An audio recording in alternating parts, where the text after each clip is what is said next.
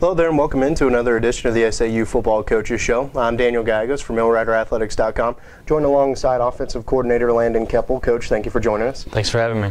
We are now entering into week 2 of the football season. The first week was really a shootout, from the offensive perspective. I'm sure, you were pleased to see the offense put up 50 points. It wasn't good enough, though. Mill Riders fell 56-50 in that game. But like I said, offensively, there were a lot of good things. Talk a little bit about what you liked from an offensive standpoint in that game. Offensively, anytime you have that many yards, 600-plus yards, there's got to be some positives, and there were. Our running backs, they ran it really, really well. They ran it hard. They held on to the ball, and they're going to do that throughout the year. Mark Johnson's a great running back. Arian Jones is another senior that's done a lot of good things in his career here. Also, offensively, you throw for 400 and something yards, you've done some good things. Now, as a quarterback, you can't throw 3 picks, so we've got to get that fixed. Chris Terry set a school record with 200 and something receiving yards, but he also had some drops. So there's a lot of positives when you watch a film and there's 600 yards, but if you put on the film and you're honest with yourself, there's a lot of things that we got to get fixed. You alluded to Mark Johnson, kind of what he's done in his senior year. He's only 44 yards away from setting a school record. Kind of what does that sort of mean for the program, but for yourself as a coordinator, knowing what Mark has done? That's all on Mark, just the way he works. You look at him physically and the way he works in the weight room and in the off season, that's a tribute to how he works and the effort that he's put into it. Now, it's always nice as a coordinator to have leading rushers and all that stuff, but that's on Mark. The way he's worked, our offensive line that we've had for the past 3 and 4 years,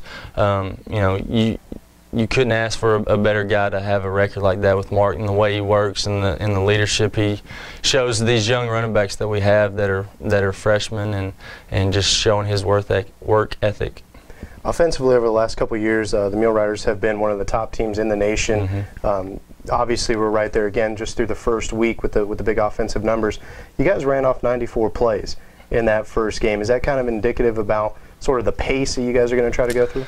We talk about being a tempo offense. It doesn't have to be a high tempo. If we're up and we can slow it down, it just kind of was the nature of the game. We never could get ahead of ourselves, and we were playing catch up, and it was throw it a bunch. And when you throw some incompletions, it's going to stop the clock. And we had to run more plays to try to catch up, and that was ideally if we can go 70 to 80, I'm fine with that. But whatever it takes to get the win, we're going to try to do. Speaking about trying to get a win, you guys are now giving a host East Central. It's the first home game here at Wilkins Stadium this Saturday at 6 o'clock kickoff.